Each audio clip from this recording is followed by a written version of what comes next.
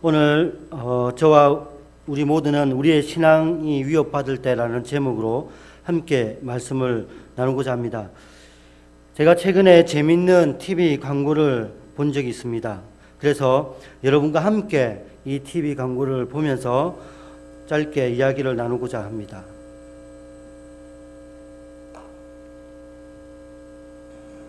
이걸 내년 사업 기획서에 올린 건가? 네, 제가 생각하는 LH는 중국집입니다. 생각해보세요. 값 저렴하죠, 종류 다양하죠, 서비스도 빠르지, 위치 어디에나 있는 게 바로 중국집 아닙니까? 중국집이야말로 우리랑 딱 맞습니다. 사업이 장난이야? 빨리 꺼져! 에이, 자장면이라 드시러 가시죠. 이번엔 될 줄 알았는데. 괜찮아. 한두 번이야?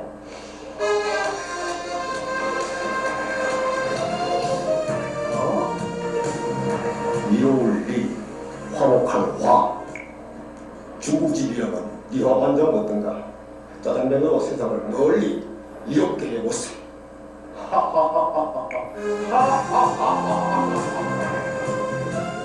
콜! 리화반점 신당교!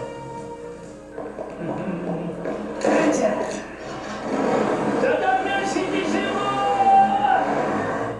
든든한 국민생활 파트너 LH가 함께합니다. 혹시 이 광고의 핵심이 뭐라고 생각하십니까? 많은 분들 중에 짜장면이 핵심이라고 생각하는 분이 있을 것입니다. 저는 처음에 이 광고를 보면서 중국집 선전을 이렇게까지 하나라고 생각을 했습니다. 그리고 실제로 제가 리화반점이 얼마나 유명하길래 TV에까지 나올까 해가지고 인터넷으로 직접 검색을 해봤습니다. 그리고 부산에도 과연 이 중국집이 있을까라고 했는데 아무리 검색을 해도 이 중국집이 나오지 않습니다. 그래서 다시 이 동영상을 몇 번이고 돌려봤습니다. 그 다음으로 얻었던 생각이 LH 주택공사에서 짜장면집을 개업하는구나 이렇게 생각을 했습니다.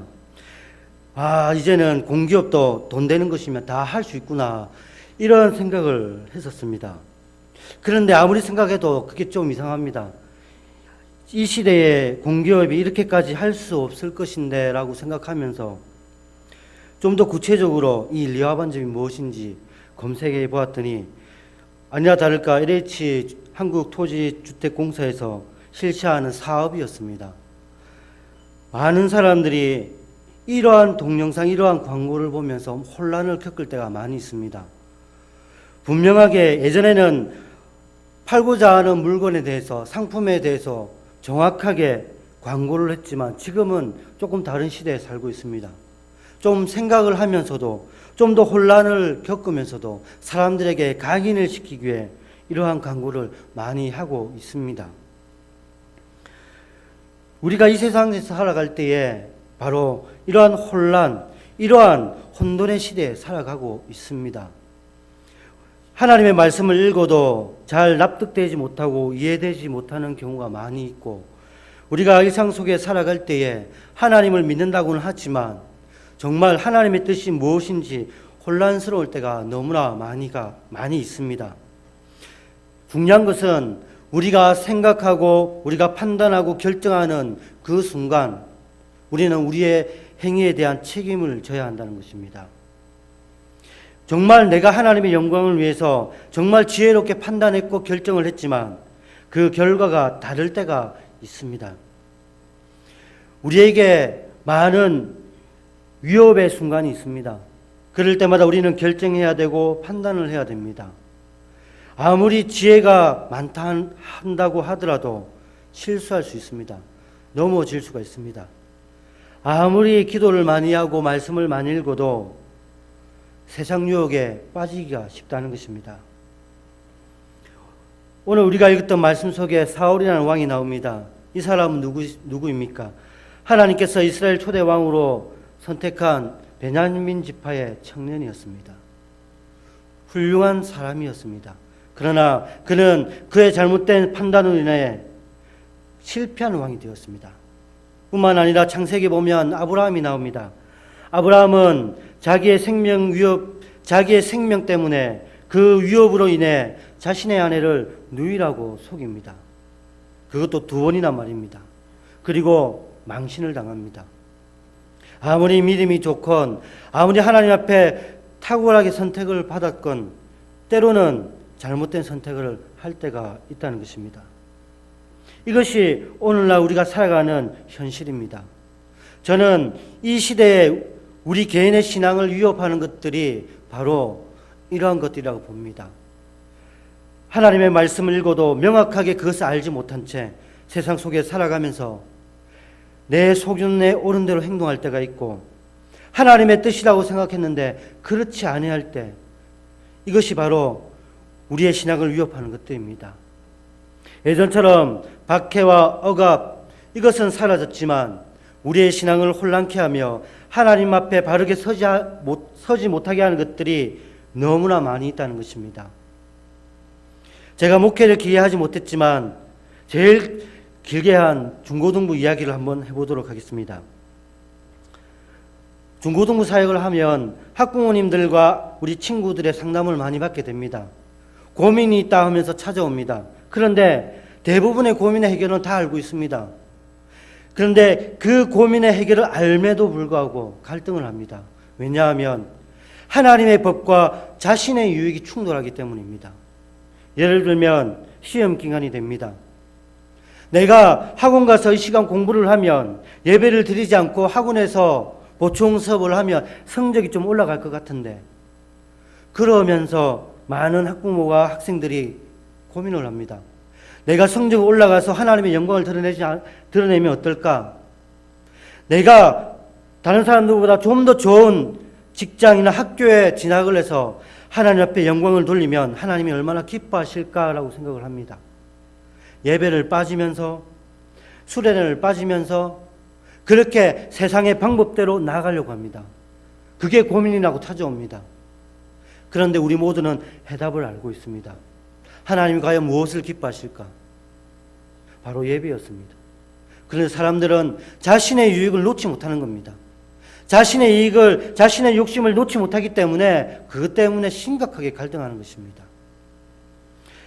그리고 청년들을 만나보면 배우자를 위해 갈등하는 것도 많이 있었습니다.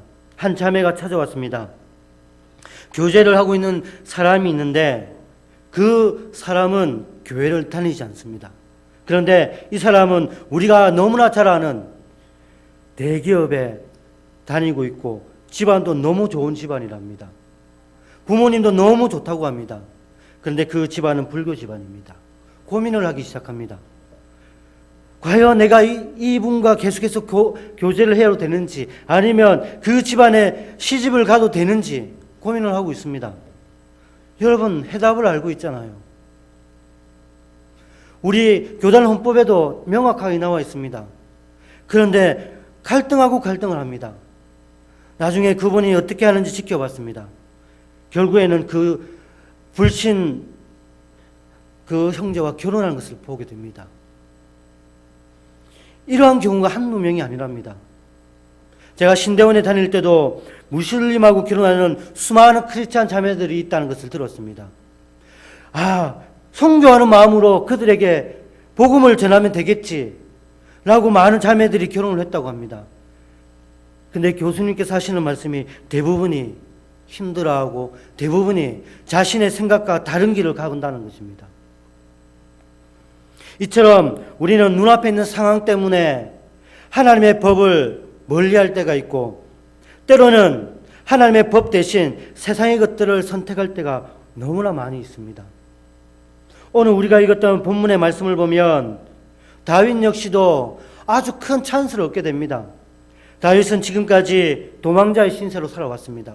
틈만 나면 사울을 피해 도망을 다녀야 합니다. 반면에 사울은 자신의 권력과 힘으로 다윗을 해치려고 합니다. 오늘 본문 역시도 그렇습니다. 다윗이 엔기디 광야에 숨어 있다는 것을 듣고 사울이 이스라엘 병사, 그냥 병사가 아닙니다. 정예 병사 3,000명을 데리고 다윗과 그의 추종자를 죽이기 위해서 찾아갑니다. 그리고 사울이 뜻하지 못하게 급한 용변을 보기 위해 굴 안으로 들어갑니다. 그런데 그 굴 깊숙한 곳에는 다윗과 다윗의 추종자들이 숨어 있었습니다. 다윗에게 있어서는 찬스였습니다. 3,000명을 상대할 필요도 없고 그냥 자기 혼자만 칼만 들고 가서 사울을 충분히 해칠 수 있었습니다. 아니나 다를까 다윗의 추종자, 다윗의 부하들이 이렇게 말합니다. 여호와께서 오늘 원수인 사울 왕을 당신에게 넘겨주었으니 당신의 뜻대로 하십시오. 쉽게 말해서 사울 왕을 죽입시다라는 것입니다. 하나님이 당신에게 기회를 주셨다는 것입니다. 당신에게 은혜를 베푸셨다는 것입니다. 여러분, 그럴듯합니다. 정말 하나님을 찬양하고 하나님 말씀대로 살아갔던 그 용맹한 다윗, 하나님 너무 사랑하셔가지고 다윗에게 기회를 주신 것처럼 보입니다. 아니나 다를까 다윗도 처음에는 사울 왕에게 살금살금 다가갑니다. 그리고 칼을 들고 사울의 겉옷자락을 뺍니다. 그리고 그 순간 다윗의 마음에 찔려 사울을 더 이상 공격하지 못합니다. 다윗의 찔림은 사울 왕이 불쌍해 보이는 인간적인 찔림이 아닙니다. 감성적인 찔림이 아닙니다. 하나님의 말씀에 대한 찔림이었습니다. 다윗의 추종자들은 이러한 다윗을 이해하지 못합니다. 고만 죽이면 되는데, 고만 죽이고 왕으로 등극하면 되는데 아무리 생각해도 납득하지 못합니다. 납득하지 못하는 그의 추종자들에게 다윗은 6절과 같이 말합니다. 자기 사람들에게 이르되 내가 손을 들어 여호와의 기름 부음을 받은 내 주를 치는 것은 여호와께서 금하시는 것이니 그는 여호와의 기름 부음을 받은 자미 됨이니라 하고, 다윗은 그 마음속에 하나님의 말씀이 있었습니다.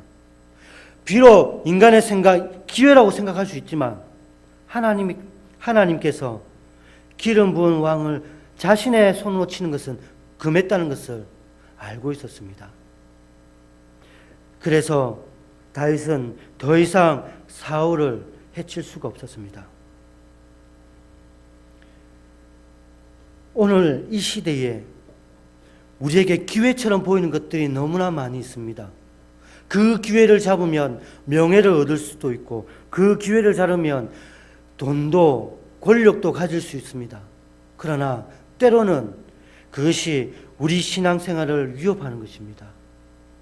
저는 이 말씀을 보는 순간 다윗의 신앙을 위협하는 그것이 무엇이냐면 바로 사울을 공격하는 것입니다. 하나님의 법, 그리고 우리 눈앞에 있는 이익, 유익, 욕심, 이것이 함께 있을 때 우리는 하나님의 말씀을 선택해야 됩니다.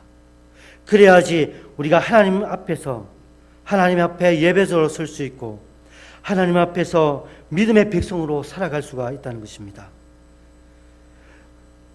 만약 다윗이 사울을 죽였다면 다윗은 하나님의 주권을 무시한 죄를 짓게 됩니다. 권력은 얻을 수 있습니다. 명예도 얻을 수 있습니다. 힘도 얻을 수 있습니다. 더 이상 도망치지 않아도 됩니다. 하지만 다윗은 하나님 앞에 죄인으로 살아가야 될 것입니다. 그러나 다윗은 하나님의 말씀에 대해서 순종함으로 나아갔습니다. 그리하여 2번이나 기회가 있었지만 다윗은 사울을 해치지 않습니다. 출애굽기 22장 28절을 보면 너는 재판장을 모독하지 말며 백성의 지도자를 저주하지 말지니라. 사무엘하 19장 21절을 보면 수르야의 아들 아비새가 대답하여 이르되 시므이가 여호와의 기름 부으신 자를 저주하였으니 그로 말미암아 죽어야 마땅하지 아니하니이까 하니라. 당시에 하나님의 말씀은 하나님의 기름 부은 자를 이 세상 그 누구도 해치지 못한다는 것입니다. 모욕하지도 못합니다.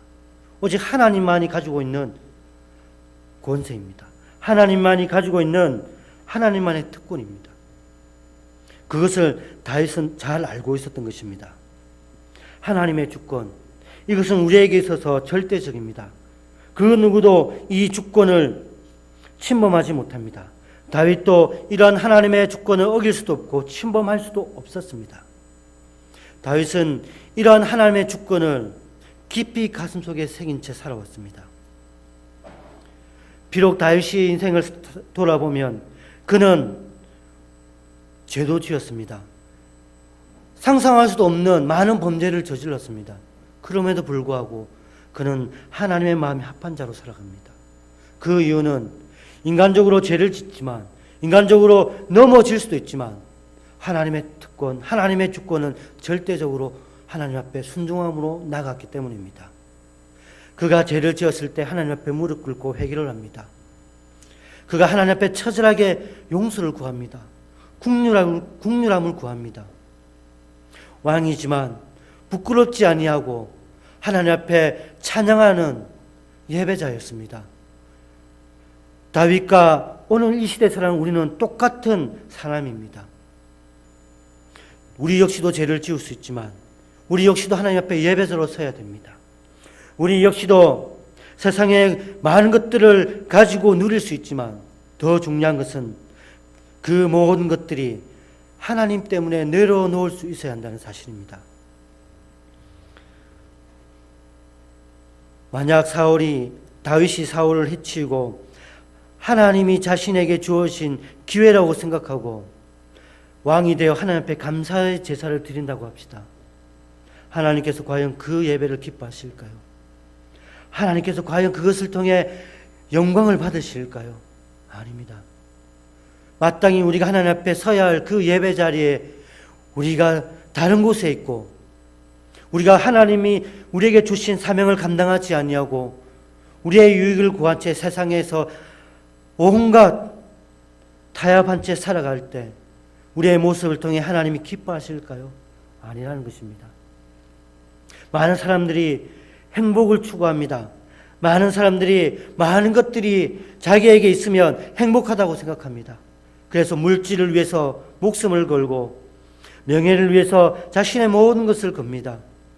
그렇다고 행복이 그 안에 있는 것은 아닙니다. 행복은 바로 하나님께 있기 때문입니다. 저는 하박국 3장 18절 말씀이 정말 중요한 고백이라고 생각합니다. 나는 여호와로 말미암아 즐거워하며 나의 구원의 하나님으로 말미암아 기뻐하리로다. 이 말씀 앞에는 어떤 내용이 있습니까? 먹을 것이 없어도 입을 것이 없어도 아무것도 없어도 하나님 때문에 즐거워하고 하나님 때문에 기뻐한다는 내용입니다. 이것이 우리의 기쁨이고 우리의 즐거움입니다. 좀 가난해도 좀 연약해도 좀 육신에 부유함이 없어도 우리는 하나님 때문에 기뻐하고 하나님 때문에 즐거워할 수 있다는 것입니다. 왜냐하면 하나님께서 우리에게 기쁨과 우리에게 즐거움을 주시기 때문입니다. 우리에게 부는 주지 않더라도 우리에게 명예는 허락하지 않더라도 비록 가난하게 살아간다 하더라도 나에게 힘과 능력을 주시는 분이 하나님이시고 나를 인도하시고 나에게 성령의 열매를 허락하시는 분이 하나님이시기 때문입니다. 그것 때문에 우리는 살만나는 인생을 살아갈 수 있고 그것 때문에 박해와 핍박 가운데서도 우리는 하나님을 노래할 수 있다는 것입니다. 우리의 신앙을 위협하는 것은 세상의 박해와 세상의 핍박이 아니라 내 안에 있는 정욕과 욕심입니다. 내 짧은 소견이 될 수 있다는 것입니다. 언제 이러한 것들이 일어날까요? 바로 내 안에 하나님의 말씀으로 충만하지 못할 때, 내 안에 하나님의 것으로 가득하지 못할 때 타협의 열쇠고리가 내 마음속 안에 하나씩 하나씩 드러난다는 것입니다. 그렇다면 우리가 이 시대의 신앙의 위협 속에서 어떻게 살아야 하는지 한번 생각해 보겠습니다. 가장 먼저 자신의 정체성을 확고하게 우리 마음속에 새겨야 됩니다. 믿는 자에게 있어서 하나님은 우리 아버지가 되십니다. 하지만 예수님을 믿지 않는 자에게 있어서 하나님은 하나님이십니다. 이 말이 무슨 말이냐면 누구나 성경을 통해 하나님을 하나님이라고 알 수는 있습니다. 지식적으로 하나님이라는 것을 배울 수 있다는 것입니다. 하지만 진정으로 하나님을 믿지 않으면, 진정으로 하나님을 고백하지 않으면, 진정으로 하나님을 자신의 주인이라고 우리가 고백하지 않으면 하나님을 아버지라고 말할 수 없다는 것입니다. 하나님이 아버지라고 고백되어지고 하나님이 나의 구원자라고 고백되어지면 우리는 세상에서 가장 가치로운 지식을 얻게 되는 사람들입니다. 뿐만 아니라 하나님이 우리가 아버지일 때 우리는 특별한 은혜를 경험할 수 있습니다. 로마서 8장 35절의 말씀에 다음과 같이 나와 있습니다. 누가 우리를 그리스도의 사랑에서 끊으리요? 환난이나 공고나 박해나 기근이나 적신이나 위험이나 칼이라. 이 세상 그 어떤 위협 속에서도 하나님이 우리를 붙잡고 계신다는 것입니다. 하나님 우리를 붙잡고 인도하신다는 것입니다. 여러분, 우리는 그것을 기억해야 됩니다. 나는 가난해도 때로는 세상이 나를 힘들게 하더라도 하나님 나를 붙잡고 있다는 것. 나는 하나님의 자녀라는 것. 나는 하나님의 백성이라는 것입니다.